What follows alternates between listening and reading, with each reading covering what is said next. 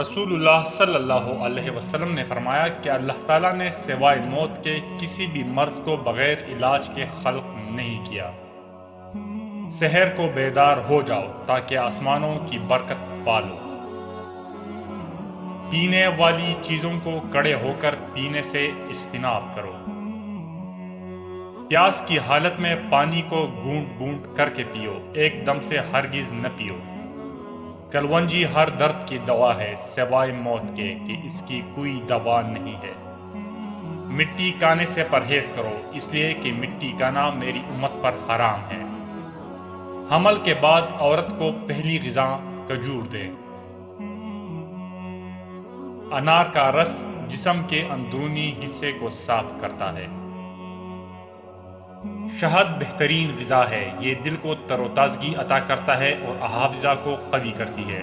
روٹی کو چوری سے مت کاٹو، جس طرح اللہ نے اسے محترم قرار دیا ہے تم بھی اسی طرح اس کا احترام کرو۔ انجیر نقرس اور بواسیر کے مریضوں کے لیے بہت مفید ہے۔ کشمش صفرا کو ابھرنے سے روکتی ہے اور بلغم کو کم کرتی ہے۔ ترنج بڑا لیمو دل اور دماغ کو قوت دیتا ہے۔ خربوزہ مثانے کو صاف کرتا ہے، معدے کو ہلکا کرتا ہے، جسم کو تر و تازہ رکھتا ہے۔ پھل کو چوری سے ٹکڑے کرنے کے بجائے دانتوں سے کھانے میں زیادہ بہتر ہے۔ خربوزہ جنت کا پھل ہے، لہذا اس کے کھانے سے غفلت نہ کرو۔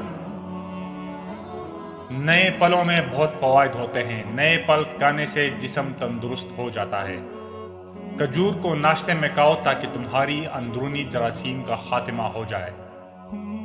اللہ نے کھجور اور انار کو آدم کی تنیت سے پیدا کیا ہے۔ جن لوگوں کو زیادہ کھانے اور پینے کی عادت ہوتی